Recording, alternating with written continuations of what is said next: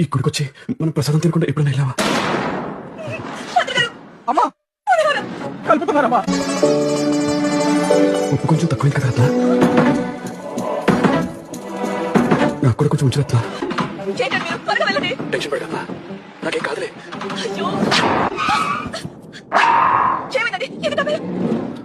నువ్వు seat belt వేసుకోవడం మర్చిపోయా. ఎండగా ఉందని చూసాక రత్న, మళ్ళీ నీకు వంట తగిలితే నేను తట్టుకోలేను. నాగరత్న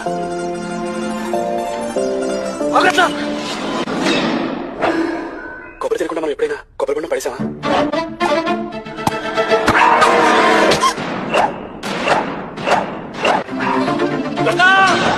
సార్ ఆవిడేం కాదులేండి, మీరు ముందు ఫస్ట్ ఎయిడ్ తీసుకోండి. గట్టిగా తగ్గడం వల్ల చిన్న చిక్కు హార్ట్లో హోల్ పడింది. ఎందుకండి అంత బాధపడతారు? ఇప్పుడు ఏమైందని? మీ చేతిలో సుమంగిలిగా పోవడం కంటే ఇక పుణ్యమే ఉంటుంది.